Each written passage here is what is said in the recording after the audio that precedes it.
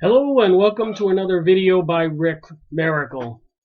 Me, in my series Freemasonry and Satanism. Another book to take a look at. Secret Societies. The Pyramid, the All-Seeing Eye on the dollar bill. And Novus Ordo Seclorum, New World Order, Anute Conceptus, Mission Complete. That should concern all of us. Secret Societies. John Lawrence Reynolds. So I'm on a roll. Series 174 was about the Illuminati in an encyclopedia published in 1805. This is Secret Societies inside the Freemasons, the Yakuza, Skull and Bones, and the world's most notorious secret organizations. And the date of this publication is 2006 and republished again in 2011. So as you know, I like to read a small portion from these books. I pre-read it and I highlight. So this topic I thought might be interesting.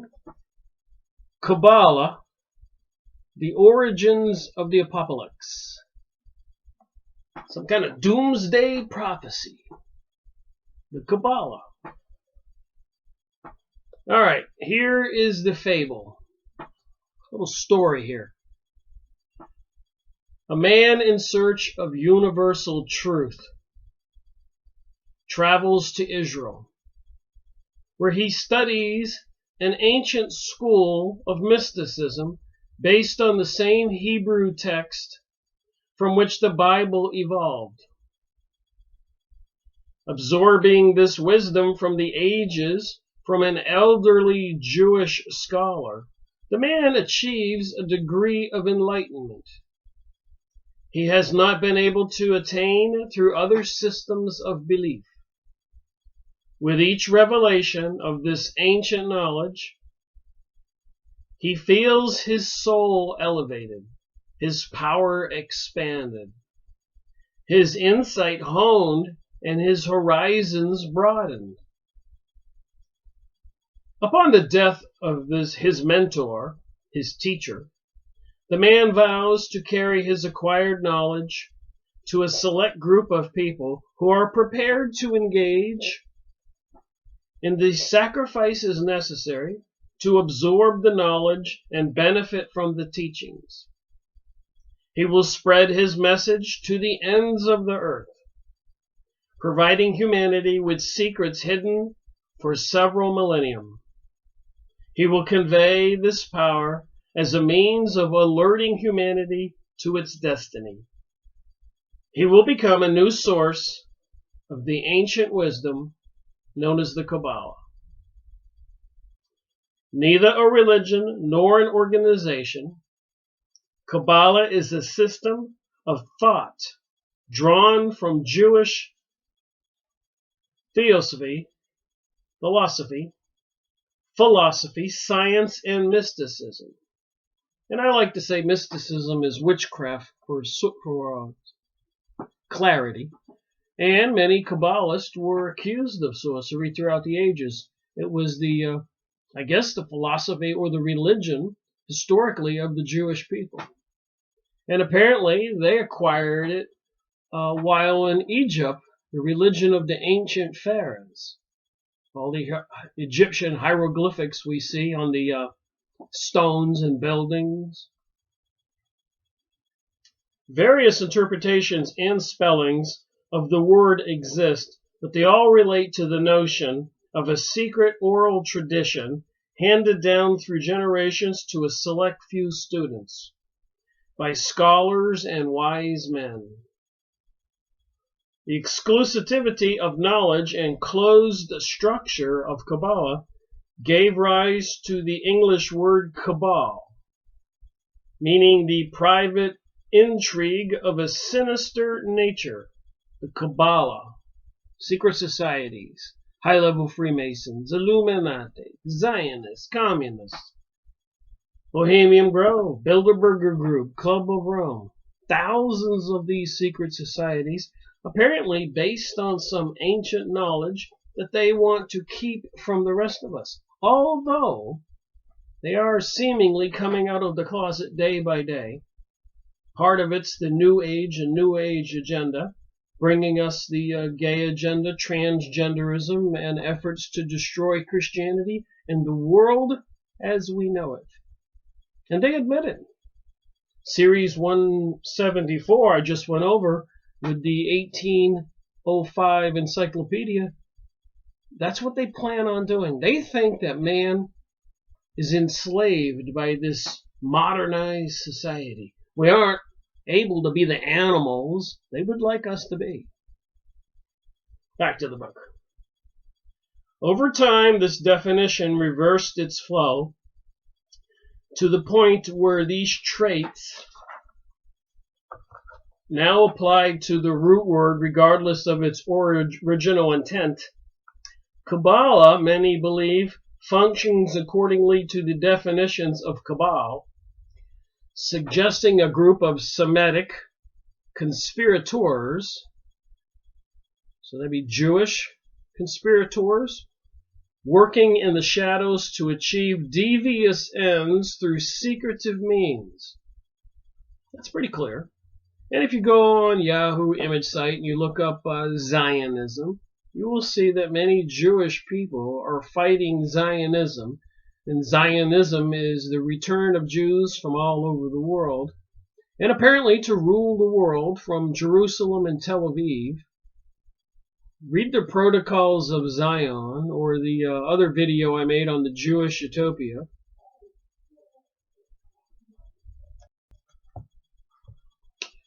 Kabbalah began as an oral tradition, an interpretation of the Word of God as expressed in the first 5 chapters of the Old Testament: Genesis, Exodus, Leviticus, Numbers, and Deuteronomy.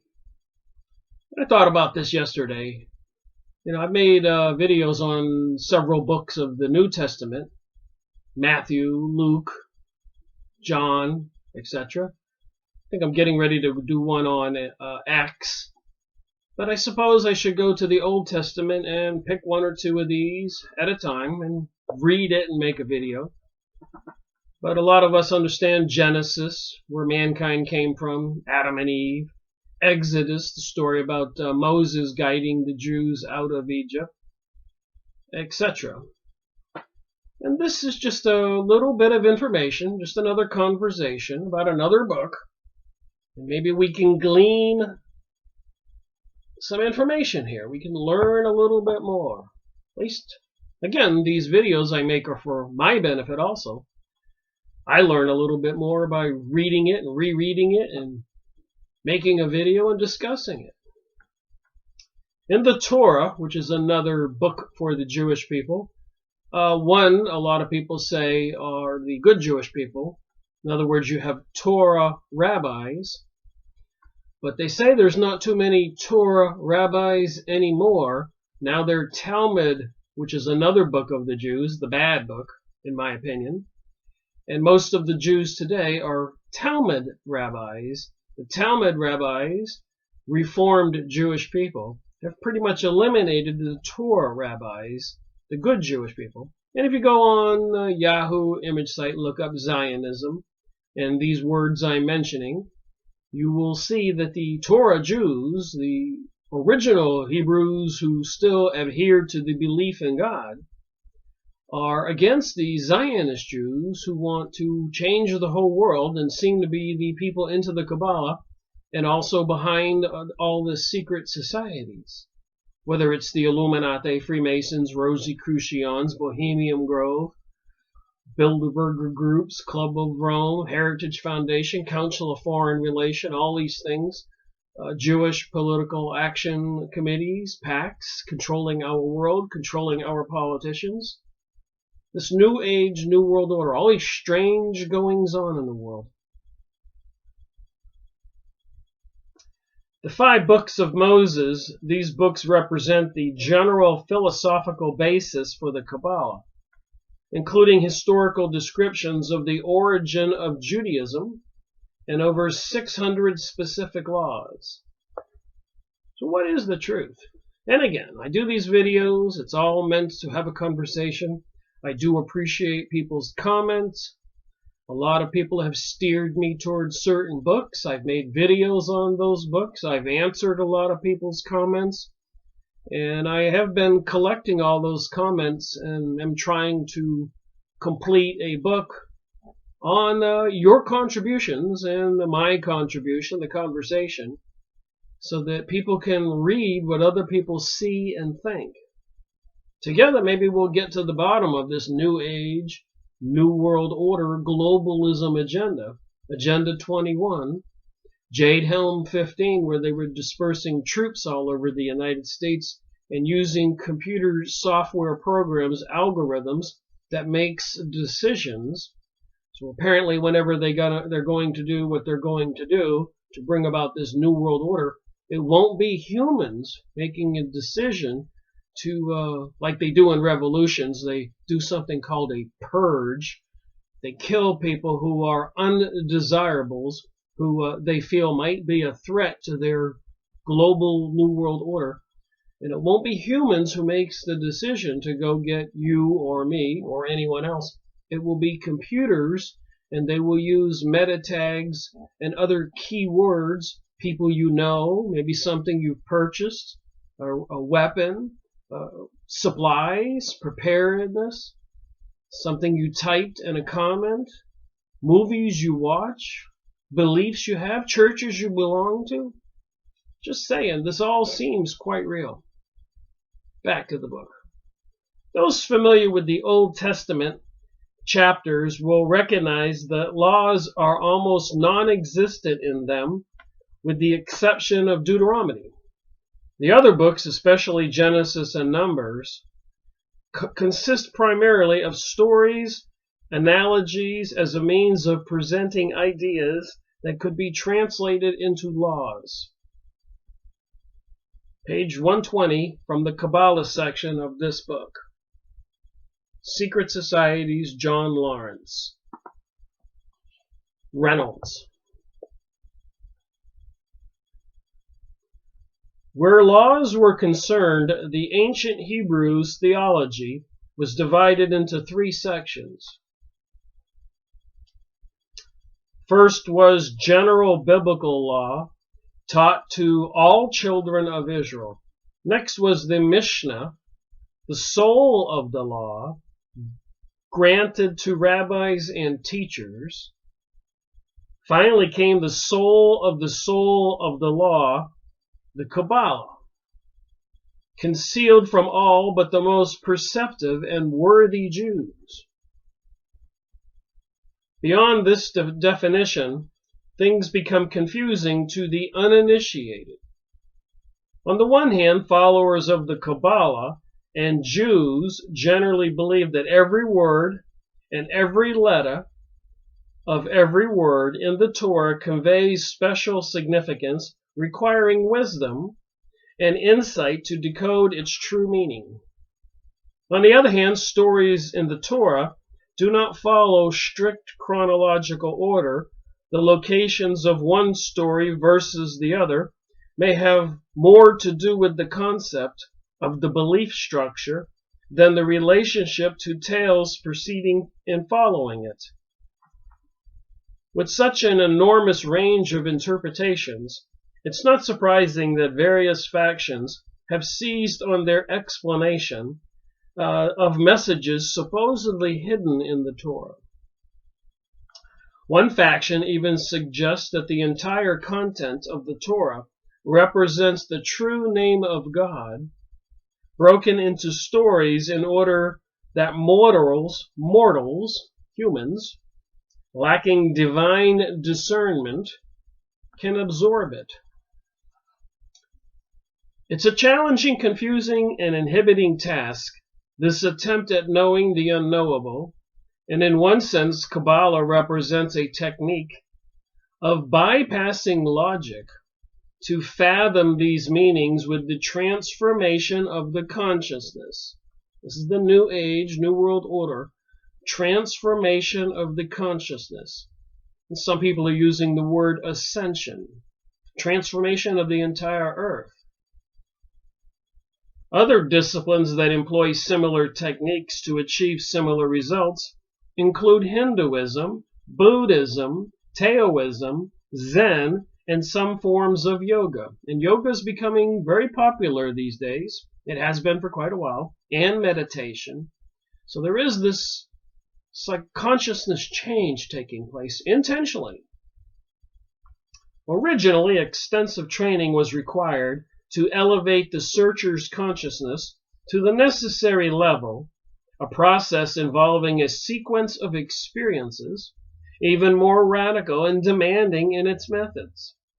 With time, Kabbalah became a label encompassing the entire range of Jewish philosophy. And I've been reading from the Kabbalah in the Encyclopedia Judaica, and apparently, historically, it has been the religion of the Jewish people. And in the Encyclopedia Judaica and other books, people who practiced Kabbalah were often accused of sorcery, and sorcery is another word for witchcraft. So, an entire range of Jewish philosophy designed to probe the mysteries of life and death to discovering the essence of God. As evidence, Kabbalah scholars point to elements of this search in the Bible, including portions of the opening chapter of Ezekiel.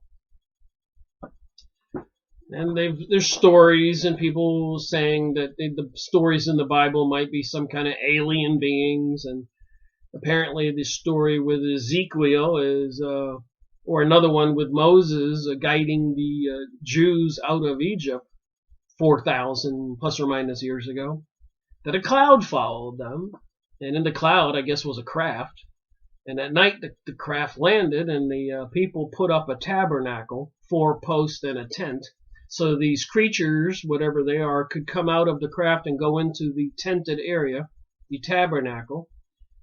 And it could be some kind of reptilian beings, whatever. There's more to the story. The heavens opened, and I saw visions of God. I looked, and lo, a stormy wind came sweeping out of the north. A huge cloud and a flashing fire surrounded by radiance, and in the center of the fire, a gleam of ember, Ezekiel 1.14 in the Bible. So is this some kind of craft, rockets with flames on the bottom, or the orbs UFO people report seeing? You can go on MUFON.com, the reporting site for UFOs, and see some descriptions of these UFO craft these days. For the last 20, 30 years, they document it every day. It's quite interesting to go see the current sightings. Just saying, what are we talking about here? Interdimensional craft? Who are the entities in the Bible in the Old Testament? What are the stories? What is the Kabbalah? The mystical study of the Creator may have been important, but in the opinion of many rabbis, it was also dangerous. According to a well-known Talmudic story, 4 rabbis once gathered to immerse themselves in the mystical studies, vowing to remain in deep contemplation of the Torah's meaning until they reached an understanding. And I've been saying all along, messing with the occult could be dangerous. Don't go use a Ouija board. Even Jesus said in the Bible, you need to test the spirits. But listen to this.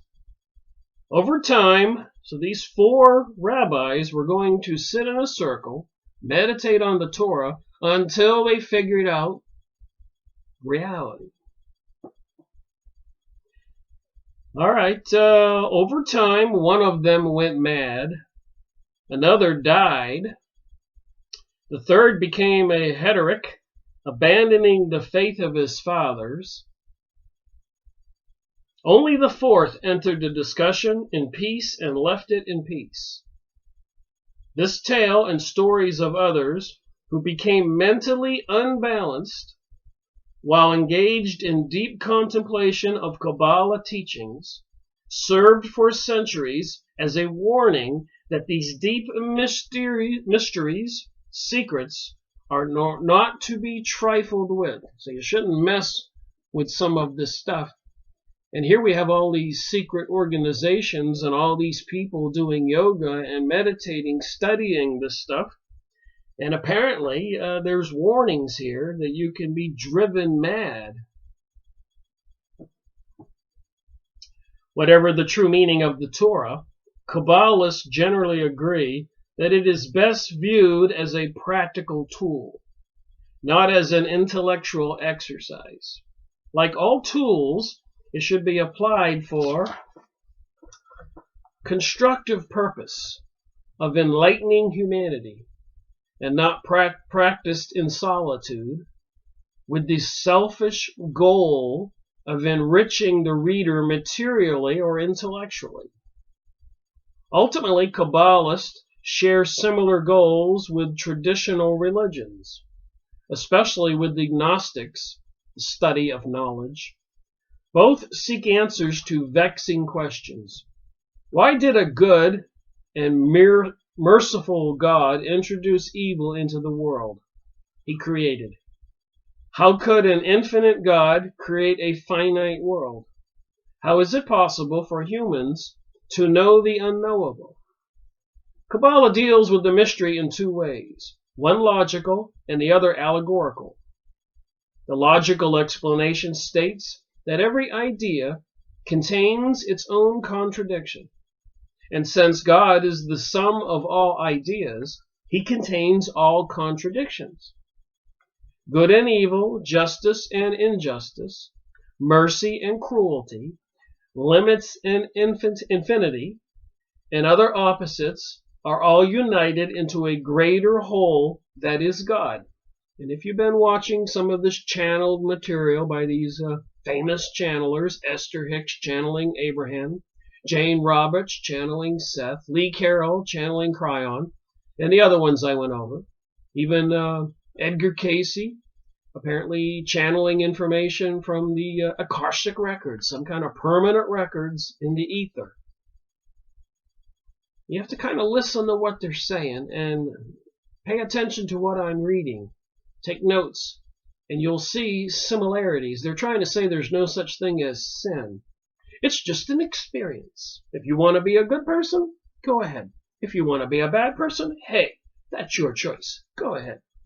That's what Aleister Crowley taught in the Book of the Law. Do as thou wilt. And the second law is referred to number 1, do as thou wilt. And it's a very sinister story. I made a video on that, series number 23, Freemasonry and Satanism. Go watch it. And my many other books on these topics. The allegorical versions suggest God is a mirror that shines a brilliant light towards the world. So God is a mirror shining a brilliant light towards the world. So it says. Before the light reaches us, it is directed through a series of several mirrors. Each time his light is reflected towards us, it loses brilliance until by the time it reaches Earth, much of the radiance has been absorbed and the pure light is blemished. Among the blemishes are elements of evil and pain, and humans must either see beyond these blemishes or move closer to the source of light and its original holy brilliance. If followers of the Kabbalah merely sought knowledge of questions that have vexed every culture through the ages, why were they considered secretive and sinister? How effective is the movement in dealing with these mysteries today? So these secret societies permeate our culture today all over the world, and I believe it's what the source behind all this propaganda for a new age and new world order. Globalism, terrorism, economic destruction, the apocalyptic events, threatenings of nuclear war. All this Kabbalah mysticism seems to be behind that. And the foundations of the philosophy of the secret societies, calling themselves Freemasons, Rosicrucians, Illuminati, Zionists, and so many others. Go look at Alex Jones' video that he took when he snuck into the Bohemian Grove in California, where all of our politicians and other leaders of the world go every summer for a vacation. They have something called a cremation of care, where they throw a baby into a burning fire under a giant owl and have some kind of celebration. You can even hear the screaming in the voices where the men, like our leaders, dressed in long robes naked, and they bring in gay men for some kind of magical sex thing. No women allowed. Bizarre? And look at all these movie stars and politicians who are being accused of molestation and rape. And they're all coming out sobbing and crying and said they did it. What do you think that has to do with everything? I'm here to tell you now it has something big to do with everything. It's just too well planned, and the stuff the media does not want us to know about does not make it in the papers. They want us to know about this. They want us to be distracted by this. You don't see all the information about Syria being bombed every day in the front pages of the paper these days. They don't want us to know about that. They don't want us to talk about that. They don't want us to think about that. The dumping of chemicals in the sky, it's got to be changing the weather and everything else, and the amount of light that comes through the atmosphere, which affects our health, the electromagnetic radiation, the coming online of the 5G microwave transmission system. They don't put that on the front pages or leave it up for discussion. Actually, according to some of the press releases I've seen, they're sneaking or conspiring in the middle of the night to erect these towers, even passing laws. There will be no local community discussion on these transmitters. Why do you suppose that? And they keep denying they're dumping chemicals in the sky when anybody with any common sense can look up and see they're doing it. And the Kabbalists appear to be behind the secret societies in the New Age, so it just makes all this other stuff a little bit suspicious. What kind of magic is going on?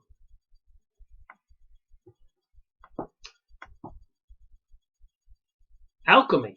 You know what alchemy is? It's kind of magic using chemicals and stuff. They say there's even spores and stuff being dumped in the sky, causing Morgellons disease, little wiry beings growing in people's bodies, even coming out through the skin. That's concerning. Apparently you can get some grape juice and swish it in your mouth and spit it into a plate and see these little critters that might be in your body. What is going on? Anyways, back to the book. I can get off track sometimes. To simplify an understanding of Kabbalah and its followers, the movement can be divided into 3 eras or phases: ancient, medieval, and modern. Each is distinct from the other to the point where the differences are more prevalent than the similarities. Depending upon the shade of your religious belief, Kabbalah reaches back to the desecration of Eden, when angels who acquired the wisdom of the Kabbalah directly from God brought its lessons to Adam in an effort to help him and Eve return to the embrace of the Creator. Subscribers to this tale believe the same knowledge was passed to Noah, Abraham, and finally Moses, who included the first books of the Bible into Kabbalistic teachings. Wow. So anyways, I believe the information in the New Testament, the teachings of Jesus Christ. I do not subscribe to the Old Testament. which seems to be a very violent biblical part of the Bible. And many Jews today, as per my research, say that the Old Testament applies to them and the New Testament does not apply to them. And the New Testament applies to the rest of us who believe in Jesus. But the school systems and everything else are now teaching that Jesus was a myth, and they're trying to destroy Christianity. So this conversation has everything to do with everything. Like I said, my videos are just conversations. Take notes, ponder things. You can agree, you can disagree. There's a comment section. I've learned a lot from people's comments and assistance. Thank you. In addition to these biblical writings, 3 other books dominate ancient Kabbalah philosophy. The Book of Creation, the Sefer Yezirat, the Book of Splendor, the Zohar. I have a couple of these books. We'll be going over them. Very complex material to understand, but with a little patience, just continue to pursue it. I can't help but think we'll gain something. In the Apocalypse, the Book of Revelation, doomsday information, some followers of Kabbalah claim Abraham authored the Book of Creation, although modern scholars date its writings from AD 12 years after Jesus' birth. The Book of Splendor originated around AD 160, authored by Rabbi Sharon Bar Yuchi, who sentenced to death by a corrigant of Roman Emperor Aurelius Antonius, hid in a cave for 12 years when he wrote the text. So apparently this rabbi, because he was sentenced to death by the Roman leader, he hid in a cave for 12 years while he wrote the text. The author of the Apocalypse may or may not have been St. John the Divine, and its role within both Kabbalah and Christian society continues to be controversial. A few scholars label it pagan writing, born from the scheming mind of someone steeped in Egyptian and Greek mysticism. Now, that's important. Apparently, the original magic information, the understanding of nature, goes all the way back to the ancient Egyptians and Greeks, what we call mythology. Zeus and the other gods, all sitting in some cloud in space, looking down at us, plotting our day, creating all kinds of problems. The scheming mind of someone steeped in Egyptian and Greek mysticism, and composed a counterattack to the efforts of Christians to convert pagans. There appears to be a religious war going on planet Earth. I think a lot of people will agree with that. According to this theory, Apocalypse was meant to serve as a means of converting Christians back to pagans. So is that what they're doing today, trying to convert Christians back into pagans? In a corollary to this idea, popular in the early part of the 20th century, the pagans may well have been Jews seeking to satirize Christianity. So they wanted to satirize, like make cartoons and jokes of Christianity. And they even had plays back then, mocking Christianity. So Christianity had an up and down hill to get there. And Christianity, as many of us know, has a kind of moral teaching for a civilized society. And apparently this new age and new world order globalism is promoting a amoral, uncivilized society, like the Hunger Games movie or Divergent, etc., Mad Max the movie. And if people want to be honest with themselves and look at this, that's what's going on. They think that the civilized teachings of Jesus in the Bible, New Testament, are actually an enslavement to people and their freedoms. We should be allowed to do whatever we want. Go watch my series 23, Aleister Crowley, The Book of the Law, or the one I made on the Jewish utopia. Robert Williams, the intelligence retired officer in the United States, who later was publishing newsletters, and then found a book in a Texas library that no one was allowed to check out or read, called The Jewish Utopia. Go watch my video. Series number, I think 68, 69. All right, whatever its origin and intent, the scenes of death, destruction, and selective salvation in Apocalypse are difficult for modern readers to comprehend, especially identities linked to its many allegories. To readers more than 1,500 years ago, for example, the allegory of the great whore that appears in the Apocalypse refers to Babylon, and the beast with the 7 heads that she rode would be understood to represent Rome and its 7 hills.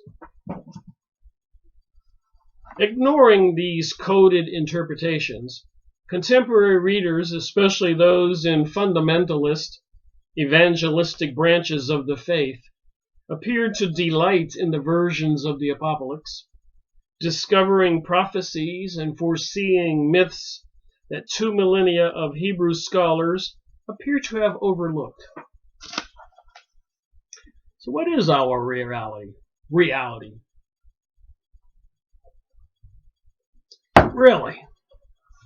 They got the story out there about planet Nibiru coming this way towards Earth in our solar system. A big sun called the Black Sun, or the destroyer Herculaneum and other planets. And it's going to cause the Earth to shift on its axis, floods, and divide the continents. And has some kind of beings called the Anunnaki, who came here 3,500 years ago, mated with human women, and created some kind of offspring, giants or monsters. And that's the biblical story also of the fallen angels in the Bible, the Watchers, mating with humans, Nephilim, and they created some kind of giants and monsters called Nephilim. The Elohim mated with women, causing beings called Nephilim. Get those two mixed up, Elohim and Nephilim. One is the fallen angels, and one is the byproduct of having sex with human, creating these giants and beasts. And that's why God had to have the flood on earth to destroy these beast beings. The whole design of earth and humans had been polluted. And apparently there's stories about Atlantis. When it was sinking, the Atlanteans were astute in magic. They could create hybrid beings. And when they left Atlantis and went to Egypt, they were doing that. And it really made the Egyptians mad, and they were warring with the Atlanteans. And finally peace broke out, and the Atlanteans ceased and desisted from making these monsters, whether for slaves, warriors, or sex. Quite a bizarre story. But it required a flood on God's part to get rid of all these beasts on earth. But apparently, like the Hopi Indians and other remnants of indigenous tribes all over the world, some kind of intelligent beings assisted all these tribes, some of the people, to hide in mountains and in caves, and Noah, of course, to build the giant ark to escape the flood. So there are stories all over the world about some of the people being saved from this death. And that's the story in the Nibiru, Zechariah Stitchin's material, that after they landed and were mining for gold and had mated with human women and created these societies, they knew that their planet was coming, or the star system. They knew the Earth would shift on its poles and worldwide flooding. So they went up into space and parked there a while to wait out the storm. Then they came back. So which is the true story? And that's why I go over this material. Maybe we'll get a little bit closer. We just continue reading and thinking and having a conversation. More relevant and intriguing than the question of authorship or even the specific aim of the ancient books of the Sephiroth, or the Tree of Life, derived from the allegory of God's perfect light, blemished during the reflected journey to earth. Out of this concept of the emanation from the Creator came 9 more, producing 10 linked centers joined by pathways. So this is the Tree of Life, and the energy or the spheres, different dimensions maybe. The result was a device which, with all due respect to sincere followers of Kabbalah, resembles a cosmic board game. The Sephiroth has been traced back at least as far as the 10th century, with some Hebrew scholars suggesting it originated as early as the 3rd century. First presented in the Sefer Yazarat, the Book of Creation. So I've got a lot more books to read and make videos on. According to the Sefer Yazarat, God employed 32 secret paths of knowledge when creating the world, consisting of 10 emanations of the Sephiroth. Each emanation is called a separat, plus the 22 letters of the Hebrew alphabet. Together, all 32 components represent the Tree of Life and are the central image of Kabbalistic meditation. In addition to the path that God used to descend into the material world, and the route mortals must take in their ascension to God, the elements of the Sephiroth actually spell the sacred name of God. And even in the Freemasons, they're looking for the lost word. These mystery teachings, even in the Illuminati, talk about them. So I suppose, if you're watching my video or other videos or reading books, we other people that the Freemasons and other secret societies call profane because we don't know the secrets, I suppose we ought to look into this. Use our God-given brains to think it through. I don't think we're incapable of being aware of what they're up to and seeing through their sinister plot for globalizing the planet, depopulating the planet. And you don't have to even theorize about that. Go online and look up the USA Georgia Guidestones and see what they say. Look at all the other occultic, sinister, demonic rituals they do, with horns even, opening that tunnel in Switzerland, beings dropping from the sky with horns like devils. Katy Perry, Madonna, even sitting in a big chair with horns on her head. There's no shortage of the symbolism they're putting out. The people who control our world. Anyways, I believe it has something to do with the stuff I'm reading, hence I talk about it. At this point, things become dense and complex. The base of the Sephiroth, Malkut, represents the world with all its flaws and perfections. The pinnacle, Keter, represents God and the supreme crown. The rest are identified in this fashion. Chokmah is wisdom, Benai is understanding, Shizd is mercy, Goruvat strength, Teferat beauty, Nazareth victory, Hod splendor, Yozad foundation. So like I said, I learn a little bit every time I read this stuff. I'm on a roll today. This is my second 2-hour video. Saturday. All right, here we go. December 2nd, 2017. Series number 175. So anyways, the Tree of Life, or the Sephiroth, looks like this.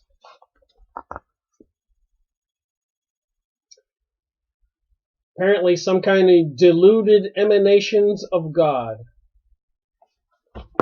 Maybe we'll learn something here. Maybe I'll learn something here.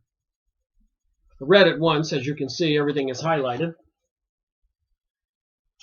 I'm not trying to do an audiobook. If you like this material, please go buy this book. Let's give credit where credit is due.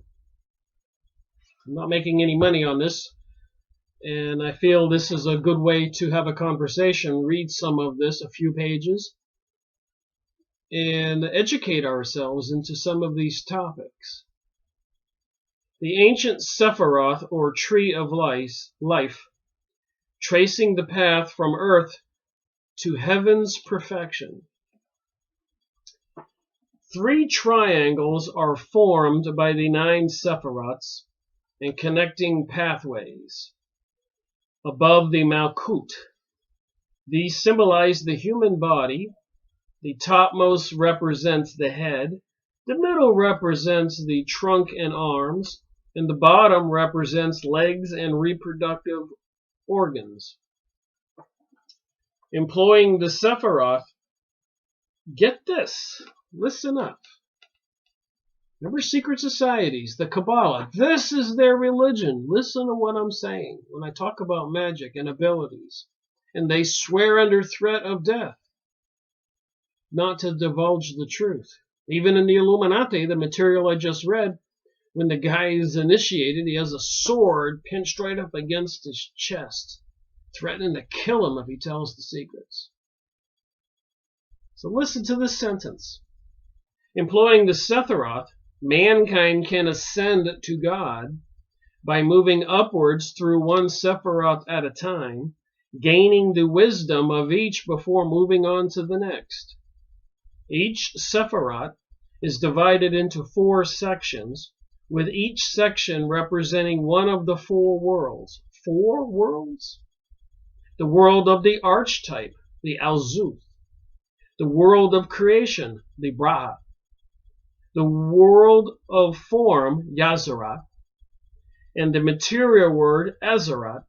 Each Sephiroth also holds the sacred, unknowable, and unspeakable name of God, Yiwa, and the transgrammination, a word so hallowed that no other words, including Elohim, Adoni, Jehovah, are substituted for it in Scripture employed by the Kabbalah. And remember, these are the kinds of teachings that are in Helena Blavatsky's book, Isis Unveiled, The Secret Doctrine.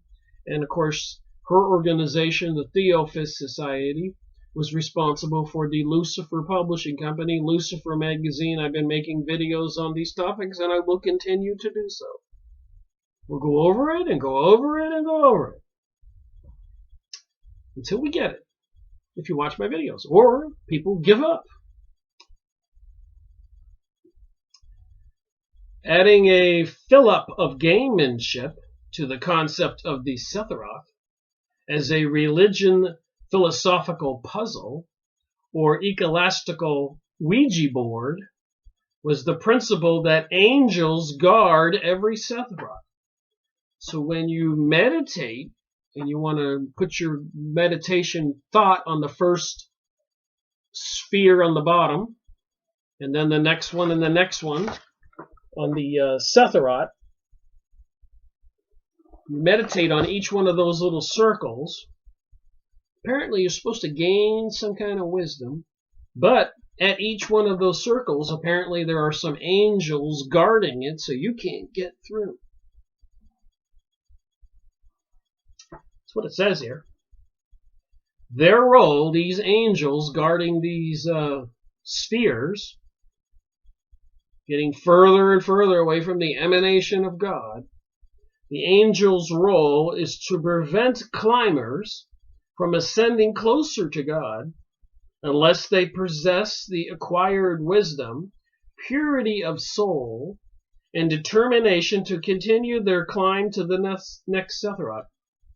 According to the book of Enoch, approaching these meditative levels and going into these dimensions, and according to the books I've gone over, remote viewing and other stuff in the occult, Beware of Secrets or Psychic Defense, books I've read and made videos on, entering this interdimensional world can be dangerous.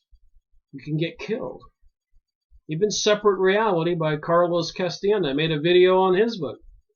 It's a dangerous world. You have to study under a Shama for a long time before you enter that reality. And I'm just wondering, are they opening up portals with those archways to Baal they tried to put up they did put up in New York and London, and later on through UNESCO I found out they were putting up 1,000 of them. Is somebody opening up portals all over the planet to allow some kind of demonic beings into this dimension? And if they are, do you think they're doing it to benefit humanity? Do you think these secret societies and the gay agenda, transgenderism, and all this other crazy stuff, that TV program called Lucifer, Modern Family, Hunger Games, Divergent, you think that's all for the benefit of humanity? Bombing Syria, 9/11, World War I, World War II, French Revolution, Russian Revolution, Chinese Revolution. There are powerful forces at work. And if you've been watching my videos, even the recent one, 174, with the encyclopedia on Illuminati, published in 1805, they've been plotting this verifiably, according to that encyclopedia, for 200 plus years they've been active. And in the Encyclopedia Judaica, when I went over Kabbalah, Zionism, anti-Semitism, these people have been active for hundreds of years. But to put all this into perspective, everyone familiar with Kabbalah knows and understands the Sephirot, but few completely agree on its purpose or application. Some believe it represents stages of the creation process used by God to create a succession of realms that eventually produced the universe. So does the universe have more than one dimension? And of course, I believe we are spiritual beings in these biological bodies. So this is just a vehicle for my spirit. I consider it a gift that God put my spirit here in this body to live this life.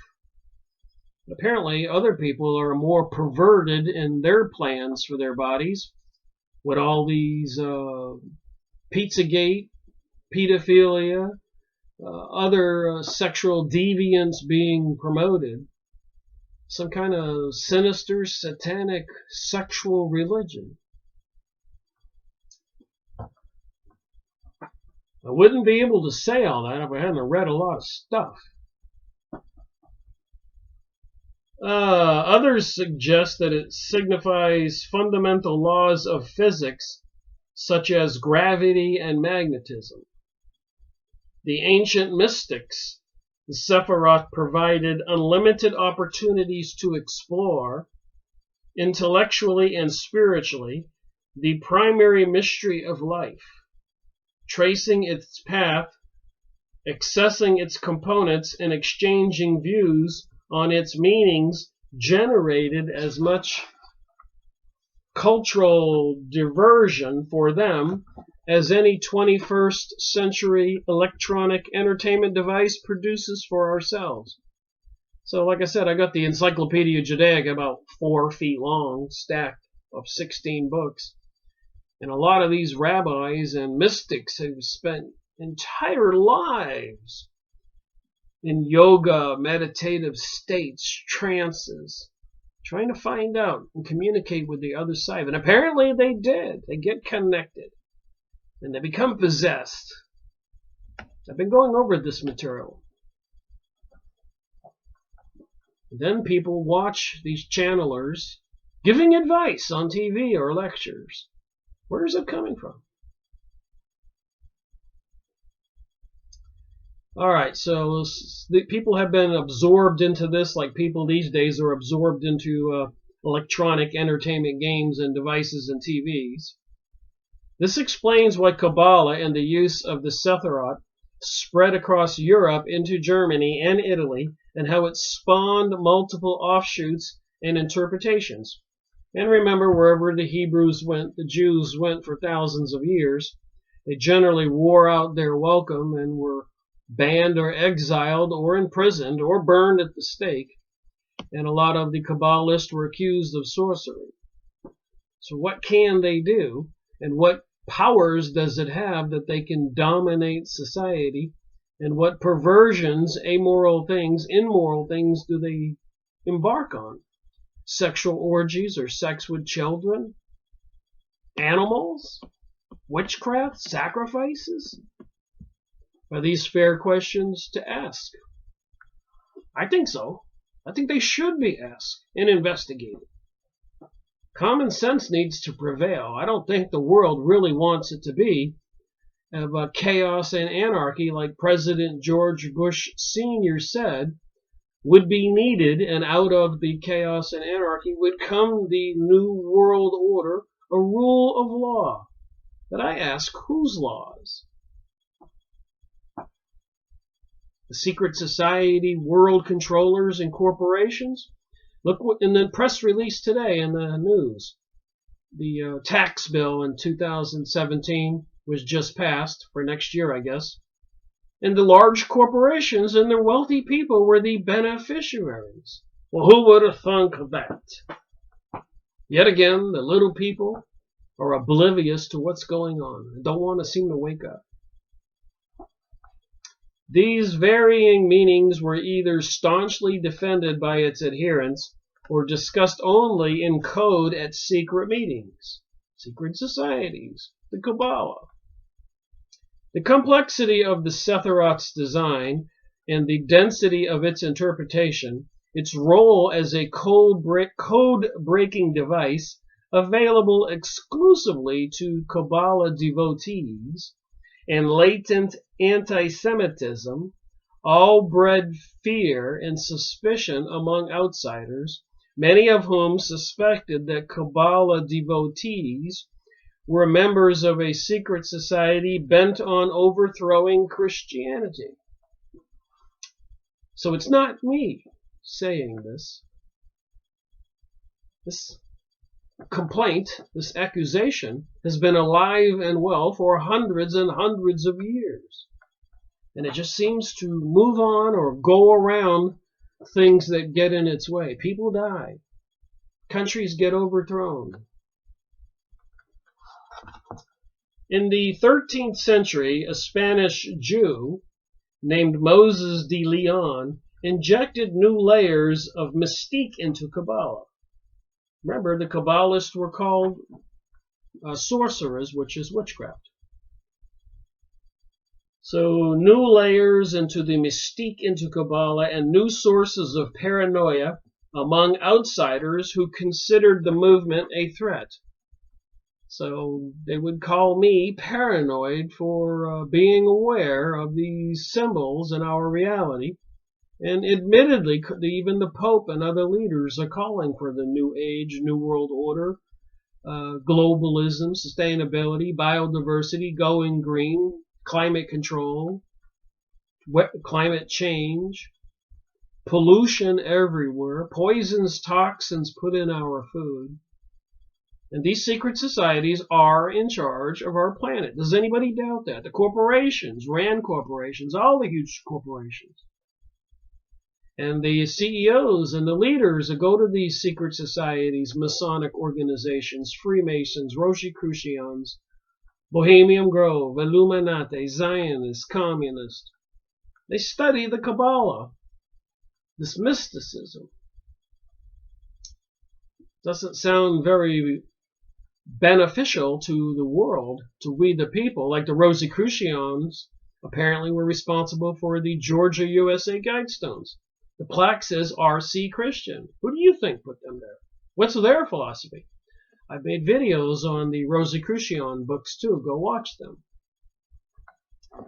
Depending on your point of view, De Leon was either a brilliant religious mystic with the good fortune to stumble upon the ancient Kabbalah document,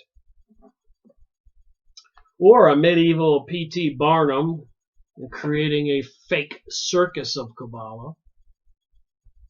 Born in 1250, Moses de Leon could use colorful phrases devoid of any well-defined thought to pontificate on almost any subject. Like today's brilliant pitchman selling kitchen gardens and on late night television, kitchen gadgets. You know, those slick salesmen that can sell you anything, OxyClean or something, etc. Apparently this man born in 1250, Moses de Leon, was gifted with that kind of saleability. He could sell a refrigerator to an Eskimo, maybe. Or a space heater to a resident in the Sahara Desert, like they would need a heater. He wrote several manuscripts dealing with Kabbalistic principles, some of them intentionally provocative, but his Midrash de la Shaman ba Yoche, a better known as the Zohar. I've got several copies of the Zohar. I'm going to have to just sit down one day and start reading one of them, called the Splendor, essentially revitalized and redirected Kabbalah.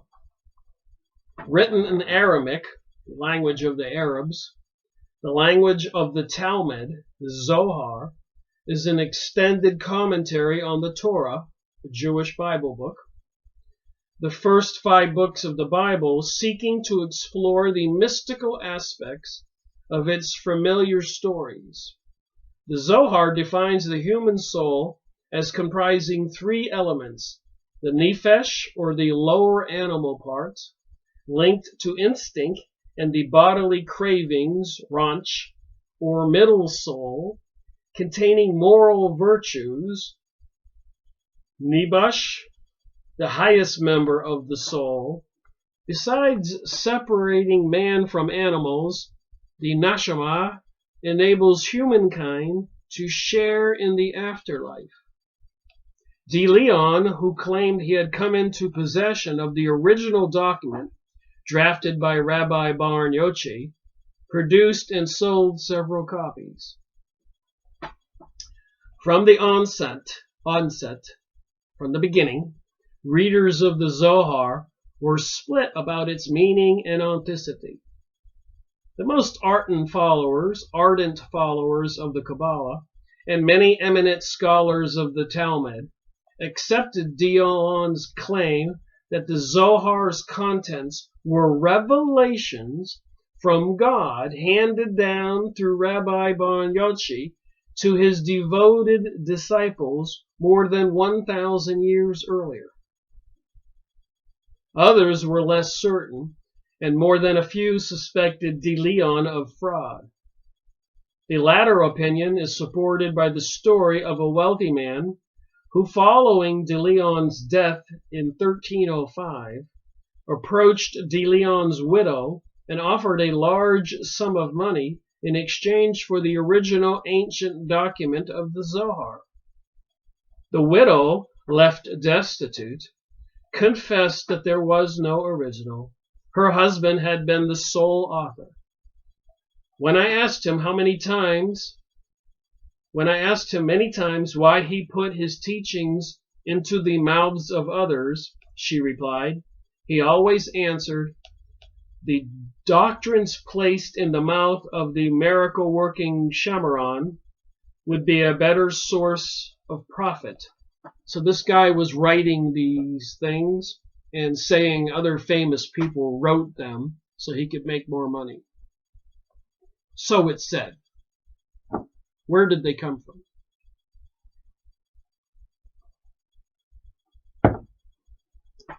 The wealthy man who sought the original Zohar copy may have been disillusioned by this story, but other more fanatical followers were not. If de Leon indeed wrote these words, they countered, then he wrote them aided by the magical power of the holy name, and it does not matter into whose mouth he meant to place them. They emanated from the mouth of God, and that is all we need. So think about that. These sacred books, Zohar, Book of Splendor, Kabbalah material, they're thinking are the words out of the mouth of God for these peoples, these secret teachings. Apparently there must be some insane, crazy stuff in those words out of the mouth of God. Makes me wonder, is it part of the fallen angels, Satan, Lucifer, demonic beings? What about aliens, reptilians, orbs, gray alien, reptiles, Palladians, Orions, Anunnaki? What kind of world do we live in? The fanatics won out, based in part to De Leon's attractive writing style that convinced many followers only God could have spoken with such eloquence. Soon the Zohar was being quoted with as much veneration as the Bible, and even Talmudic scholars began to regard it as a sacred book, turning to it as an authority when dealing with the various theological questions. Well, I'm getting motivated to pick up my book of the Zohar and read it now. Success begets success in both publishing and theology. Soon a later addition to the Zohar appeared, titled the Ra Mahina. Its unknown author added 2 more parts of the soul to the Zohar's description of the Chaya, which provides mankind with an awareness of the divine life force, and the Yahada, the highest plane of the soul, where union with God becomes attainable. Well, if it all sounds bizarre to you, welcome to the club. But as I've been saying, I think it's a conversation we need to have. The Zohar, Talmud, and Sephiroth may provide both a source of rich inspiration and a font of endless speculation for its followers. But how could such arcane viewpoints propel Kabbalah into the realm of secret societies and the whirlwinds of threats and conspiracies they share? Anti-Semitism played its usual role, aided from time to time by infallible self-fulfilling speculation. From the 13th to the 12th centuries, it was acknowledged in Britain with some distress that Jews held secret religious ceremonies where elements of Kabbalah were discussed. Were they practicing magic? Is Kabbalah magic? I mean, they're communicating with God or some being. Is that concerning? Seems like it would be concerning to me. I mean, the Jewish people have been predominantly known for desiring to be the aristocrats of the world. They're kind of focused on gaining wealth. Even Jesus overthrew the interest money exchangers' tables and calling them, ye are of your father the serpent, or the Satan, the devil. So what are they studying, and are they using it for their own world financial advantages and other things? What happens when you have a religious ceremony to the devil? Apparently the Church of Satan is one of the fastest growing churches going on right now. They're destroying the Christian churches and apparently the Islamic people's cities and towns and religion, and many others. All right, so from the 13th to the 17th centuries, it was acknowledged in Britain to some distress that Jews held secret religious ceremonies where elements of the Kabbalah were discussed. And it was no doubt true. The British alarmists conveniently forgot or overlooked the fact that Edward I had expelled Jews from England in 1290. Those who ventured back, along with their descendants, were forced to hold clandestine secret services while denying their own existence, meeting the classic prerequisites of a secret society. So they had to have these Kabbalistic services, rituals, ceremonies in secret, emulating or seemingly like a secret society. Kabbalah, with all of its complexities and mysticism, provided conspiracy proponents with everything needed to brand the movement subversive and dangerous. And I've gone over a lot of books by some highly educated people, and they say this stuff is subversive and dangerous. And even in the books I've been going over with the Illuminati and the Kabbalah and the Encyclopedia Judaica, they talk about the things that they want to do. Protocols of Zion. Jack Bernstein, the Israeli that moved to Israel and came back to the United States, and tells all in the book I went over. And so many other. Bloody Zion. This is series 175. I've got over 600 hours of material on YouTube of produced videos. And the common denominator is we seem to have admittedly some people seeking a new age, new world order, and into some kind of a secret society with some subversive and dangerous plans for the rest of us. In her well-researched but outrageously racist Secret Societies and Subversive Movements, author Nestor H. Webster proposed two Kabbalias. And I've made videos on Nestor Webster's books. Go look at my website, rickmiracle.com. On the top left-hand side, you can cut and paste a list of all the books I've gone over and how many videos for each book. So you can make yourself a cheat sheet. But I've made one on her books, on several of them. The ancient version, i.e. before the appearance of the Zohar, was the good Kabbalah, filled with wisdom handed down over generations by Jewish patriots, Jewish leaders. And to be clear, I am aware that in indigenous tribes all over the world, like the Australia Aborigines, or the Peruvians, or American Indians, or the Mayans, all these people had shamas, these witch doctors, and they would go into trances, take drugs, and come back with solutions to heal people or solve problems. I'm not going to say that it's all evil.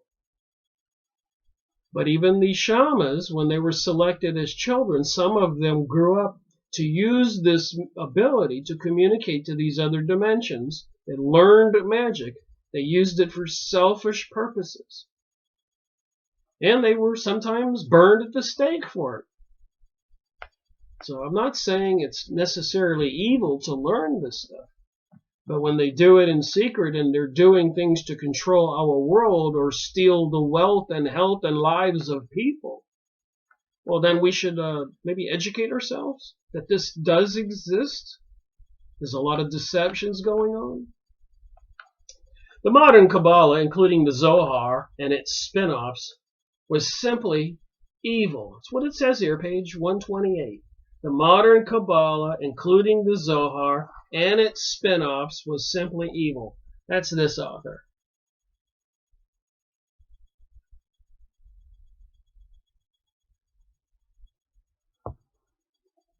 According to Webster, the Zohar's original wise counsel had been mingled by the rabbis of barbaric superstitions, combining with their own imaginings, and henceforth marked with their seal, qualifying it in Webster's judgment as false, condemnable, and condemned by the Holy See, the work of rabbis who have been falsified and perverted the Talmudic tradition.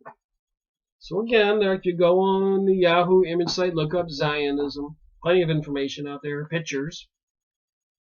You'll see that a lot of Jewish people are fighting these evil forces also.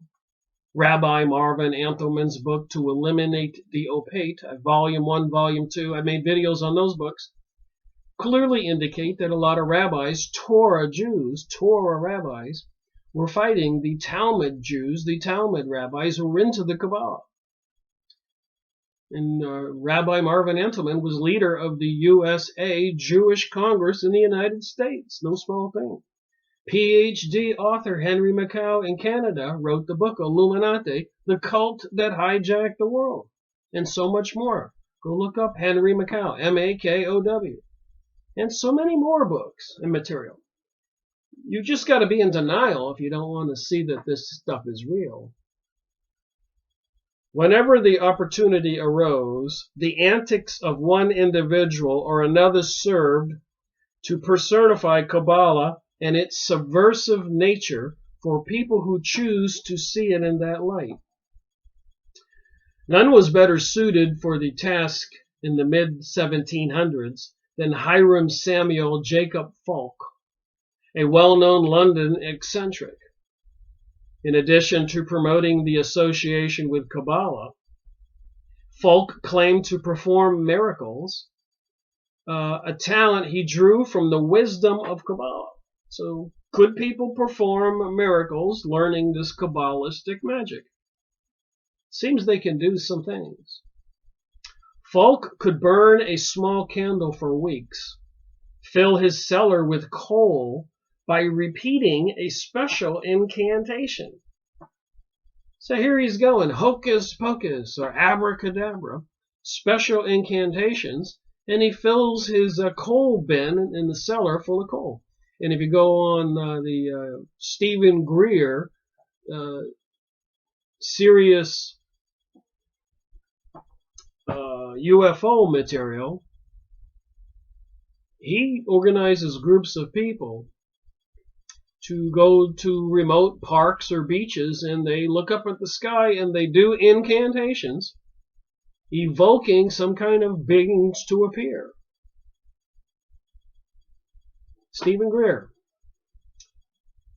Serious disclosure, is that it? Plenty of material out there in my videos. Once you're aware of this stuff, it starts to become more clearer. In exchange, an expensive dinner plate with a pawnbroker for cash. So he would take a dinner plate down to the pawnbroker and get some cash, only to have the plate mysteriously appear at his home before he returned. He was using magic. Helena Blavatsky could do that. In her book I went over. Or so the stories went. When London's great synagogue was threatened by fire, Falk reportedly averted disaster by writing 4 Hebrew letters on the door, causing the fire to bypass the building even as it consumed other structures. So apparently there was a big fire in London. And this guy here who knew how to do the Kabbalah wrote some magic letters on the door of this Jewish temple synagogue. And the fires burned all around it, but not it. And by the way, there's a symbol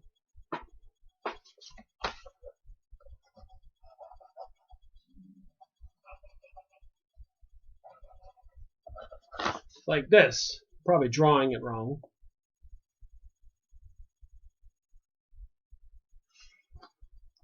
On that drink called Monster Drink. People have seen that. Anyways, apparently that's Jewish Hebrew letter 6. So on Monster Drink, and these symbols are everywhere if you want to look. Just look it up on the internet and videos. You can watch a couple hours of these sinister symbols. So on Monster Drink is 666, which is the number of the beast. And the beast, of course, is a monster. You can't make this stuff up. Falk appears to have revealed in the sense of mastery and occult practices that envelope him. He also enjoyed living well. Asceticism had no place in Falk's lifestyle. So apparently he liked to live very opulent. A letter written by a contemporary of Falk to a friend described an encounter with the Kabbalistic mystic.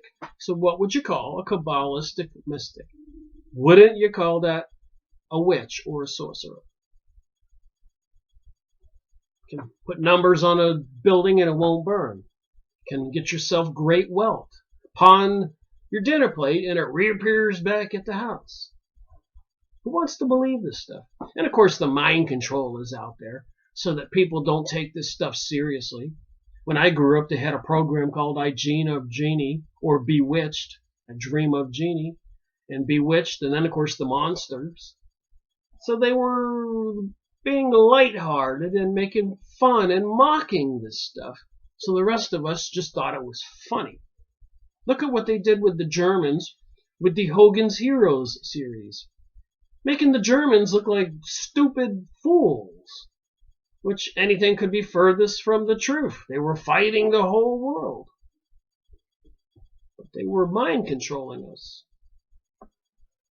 Sadly, a lot of people don't see it. And I gotta be honest, for years I didn't see it either. I remember visiting my sister, and two of her kids were sitting on the floor with a couple other little kids. They were 7, 8 years old, watching some, maybe 6 and 7 years old, watching some bear cartoon characters.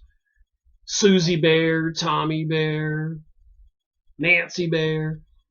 And Nancy Bear says to Susie Bear, "Who are you going out on a date with this weekend?"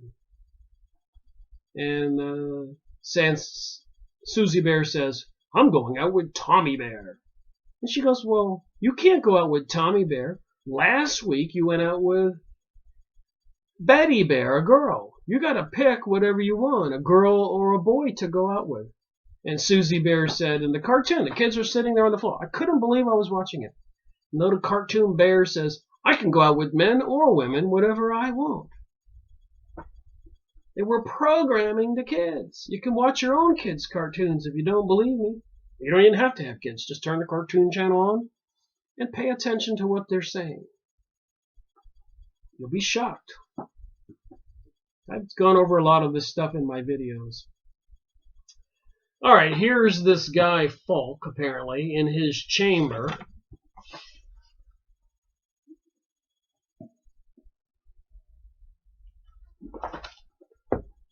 His chamber is lighted up by a silver candlestick on the wall, with a central 8-branched lamp made of pure silver or of beaten work, and albeit contained oil to burn a day and a night, it remained kindled for 3 weeks. So by magic, he makes this oil continue to manifest. Lest we forget, in the Bible, Jesus turned water to wine and took a couple loaves of bread and made baskets of bread, a couple fishes and made baskets of fish to feed the multitude. So I do believe that these abilities do exist. And I think that's why the Rabbi Marvin Entelman wrote the book, To Eliminate the Opaque. They're trying to eliminate our belief in God and moral living in reality. They don't want us to pray to God and want things, because our thinking, what you think about, you bring about. So they don't want us to pray or believe in Jesus or believe in God, because it is powerful. We create our own reality. So we're under a huge mind control program right now, and a lot of the books I've been going over by some famous people have said the same things. Masonry Illustrated, Traders and Carpetbaggers, Series 172. They are operating these huge mind control programs all over the world. On one occasion, he remained secluded in his room for 6 weeks without meat or drink. When the conclusion of this period, 10 persons were summoned to enter. So the guy's in his room for 6 weeks, a month and a half. So they got some people to go into the room. Maybe they thought he was dead. They found him seated on a sort of throne, his head covered with a golden turban, a golden chain round his neck with a pendant silver star on which sacred names were inscribed. Verily, this man stands alone in his generation by reason of the knowledge of the holy mysteries. I cannot recount to you all the wonders he accomplished. I am grateful in that I have been found worthy to be received among those who dwell within the shadow of his wisdom. I'm only reading a couple pages from this book. If you have any doubts, please go get the book. If you want to know more, which I do believe we the people need to wake up. Falk's wealth and the power of his personality attracted the equally rich and famous to his side, including dukes, princes, diplomats, and bankers. Can you see why all these elites are attracted to these secret societies? And why they have those rituals where people who escaped the Illuminati and other secret societies, they talk about sacrificing people, drunken orgies and all this, sexual magic, Bohemian Grove, and so much more, Aleister Crowley, the evilest man alive, Pizzagate, child trafficking. You don't have to look very far and you'll find all this is real. Apparently, when you do immoral deeds, not moral deeds like obeying the Ten Commandments, but when you do immoral things, the opposite of the Ten Commandments, you attract certain beings, demonic beings, sacrificing a human or whatever. It seems to exist. When he died, Falk was one of the wealthiest men in London, bequeathing enormous sums of money to charities and synagogues. More than a century later, annual payments from his estate were still being paid to the poor. All of this might have served as the innocent antics of a colorful character, except for his Kabbalah connection, and a portrait widely circulated after his death in which Falk is poised with a compass and a Star of David. So the Star of David's on the Israeli flag. It was the star on the ring of King Solomon that he could call forth demons and obtain wealth to build King Solomon's temple and gain all his powers. And the compass is on the symbol for the Freemasons. With an ah that must have echoed from London to Lisbon, conspiracy theorists claimed the star was not a symbol of Judaism, but two interlocking triangles emblematic of Freemasons, a proposal made obvious, they insisted, by the presence of a compass. So like I said, all you have to do is look. The claimed linkage with Freemasonry was enough to vault the Kabbalah back into the secret society's house, which immediately galloped off in all directions. That's why the Freemason, Illuminati, Rosicrucian, all these temples, Golden Dawn, outright Church of Satan, all this stuff is growing. People want to get into this magic. Guess we have a runaway thing on this planet, and the rest of us are in danger, maybe. But first stop was the Sephiroth, where the conspiracy buffs beheld a fascinating assortment of concealed messages. Tiferet, beauty, occupies the central position of the Sephiroth. Later interpretations suggested that the Tiferet experience required the individual to pass from human form into the formless condition, a process Freudians might call transcending the ego.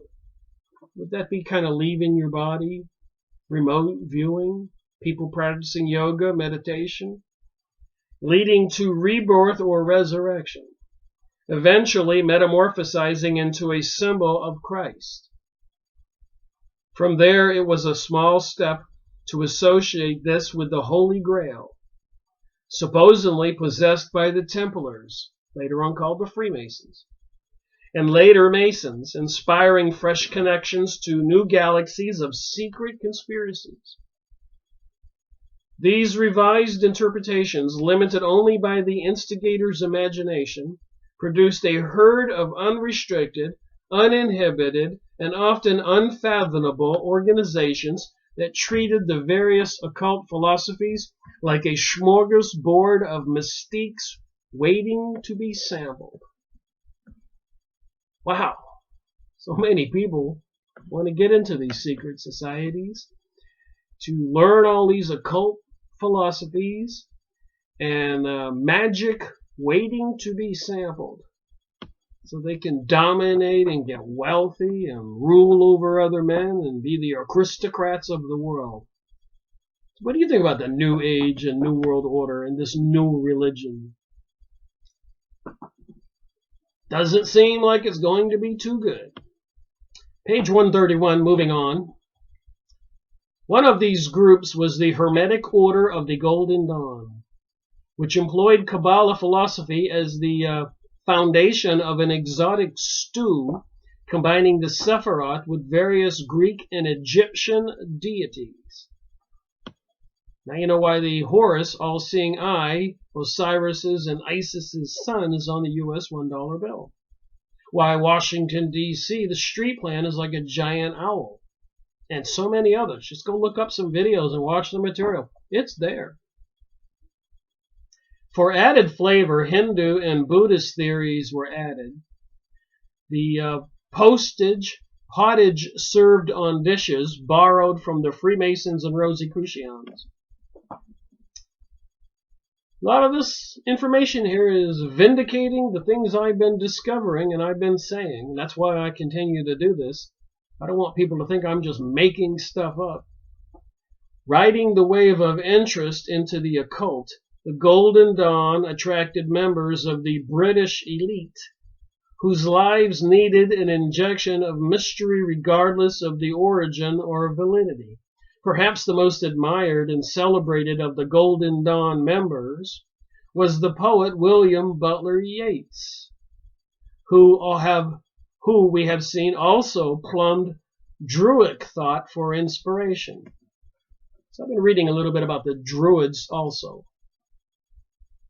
The most reviled and infamous member was undoubtedly Aleister Crowley.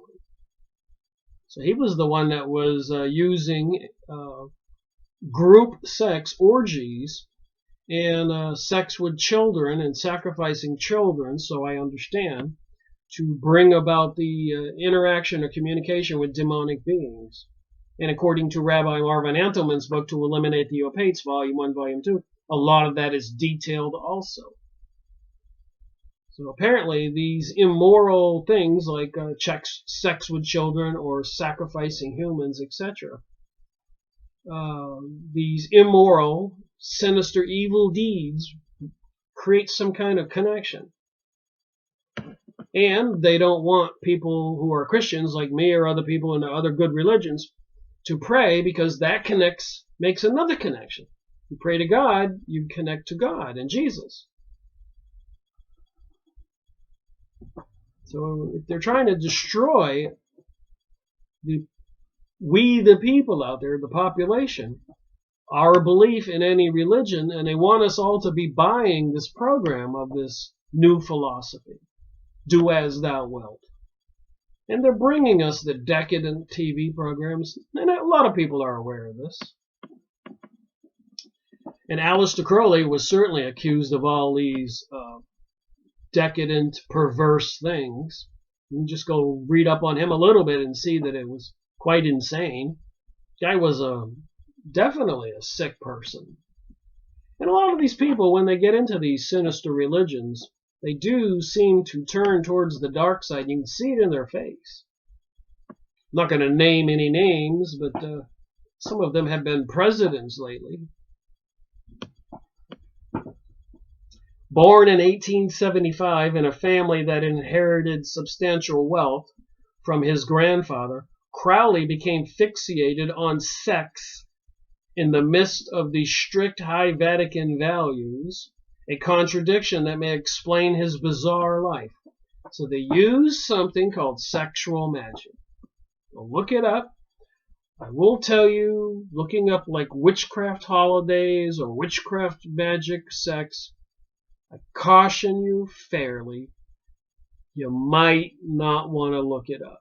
There are some pictures out there that I've seen that they get in your mind. They can hurt you. It's an image. It's an imprint in your brain, your eyes. So waking up to some of this stuff is not a pleasant thing, but I don't believe ignorance is bliss. I think we're responsible for ourselves and our children and our family and our friends, and we need to all wake up. The demonic world appears to be real. At the age of 14, he impregnated one of the family housemaids and was tossed from various schools for similar behavior. One school expelled him when it was discovered he had contracted gonorrhea from a prostitute. Still, he was intelligent and wealthy, enough to be enrolled in the Cambridge University, where he spent much of his time composing sexually explicit poetry. Well, I'll bet Satan is in love with him. And I'm not trying to be religious or judgmental. I'm a normal person. I watch football. I see a pretty girl at the beach. I'll see nothing ugly about it. But, at some point, it's crossing the line.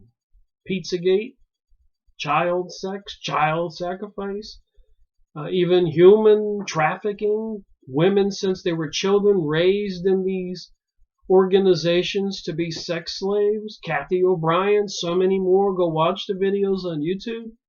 It's real. Or even some organizations, I won't mention the name of them because they're very powerful, like the alphabet agencies that control our world. But some of these organizations, when training their troops or agents, have to make them prove themselves, and there's videos on YouTube I've watched, and go randomly into a city and abduct somebody and kill them, just to show they'll do anything. We are living in some bizarre times.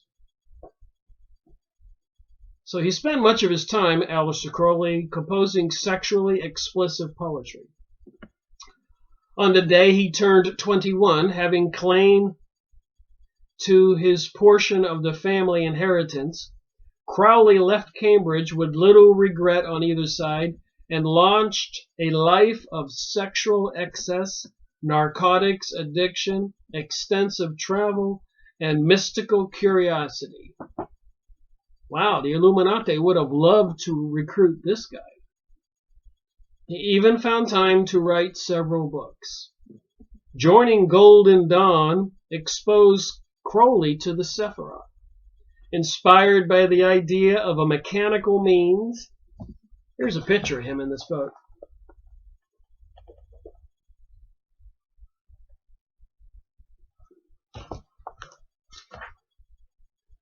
Of exploring inner mysteries of the soul. He launched his own organization, the Astrum Argenium, or Silver Star, and assumed control of the Order Templiar Orientis, Order of the Oriental Templars, the OTO. Both employed aspects of Kabbalah in their teachings.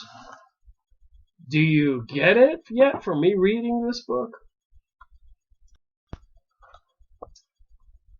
All right, I'm almost through with the portion I want to read out of this chapter. Like I said, I've decided to make 2 videos today, which is unusual for me. It takes a lot of energy out of me to speak for a couple hours at a time. Thanks to his over-the-top sexuality, this is a book he wrote, Aleister Crowley. I rave, I rape, I rip, and I rend. Rend means to tear apart. I rip, I rave, is from one of his more prosaic works. There's people into Aleister Crowley, believe it or not. And his extensive writings, absorbed with relish by the late Edwardian readers, even while being condemned for their amorality. Crowley became a figure of note throughout Europe. He resided for many years in Italy and Egypt, where orgies and opium parties. He managed to complete several manuscripts. 2 of his best-known books, Diary of a Drug Fiend and Magic in Theory and Practice, make sidelong references to his study of Kabbalah and the Sephiroth. Remember, in the Encyclopedia Judaica that I went over, made several videos on the Kabbalah, anti-Semitism, Zionism, and other material out of the lengthy Encyclopedia Judaica published in Israel in 1973, about this long here from this hand to this hand. It talks about this being the historical religion of the Jews, Kabbalah. I think that's worth noting, and it doesn't mean all Jews. A lot of Jews are aware of this, the Torah Jews, and I believe it was the Torah Jews, if any Jews were largely killed, were the Torah Jews by the Talmud Jews who were vying for the New World Order, Zionism. The good Jews did not want to go along. There was a battle in the Jewish camp. And apparently the bad Jews won out, although there are a lot of good Jews still existing today. Just like a lot of the Christians and other called religious people have joined these secret societies and joined in these witchcraft cults. They can call themselves Christians, but they're not. They're deceivers. You don't have to be Jewish or Christian or atheist to be part of these evil forces, to be part of these trained people in the secret services, alphabet organizations, or other things we hear about in the news, these groups of people working for the government, raiding places and doing things, I'm not going to name names, who go out there and abduct people and kill them just to prove what kind of person they are. Not even to mention all these things like 911 and these gun shootings, bombings, and all these other things created so they can sway public opinion and get things done. Another publication, Liber 777, consists of a set of tables connecting ceremonial magic and religious tenets from both Eastern and Western religions, with 32 numbers representing the 10 Sephiroths and the 22 paths within the Sephiroth. His notoriety and his association with Kabbalah, Aleister Crowley, as contrived as it was, strengthened the conviction in some quarters of the Jewish mystical philosophy, represented a serious danger to Christian values, and was part of some unarticulated global conspiracy. Crowley died penniless in 1947. His personal influence may have waned over the years, but he succeeded in establishing Kabbalah in the minds of many people as a secret organization with connections to the Templars, Freemasons, Illuminati, and many others. Oh my! What do you think? We have some concerning things to think about? What do you think about the New Age, New World Order, globalism, dumping chemicals in the sky, 5G microwave network coming online, HARP transmitters, Gwen towers, directed energy weapons, propaganda, terrorism, economic destruction, pole shifting, threats of apocalyptic world destruction? Where does it end? Thank you for watching my video, Rick Miracle reporting.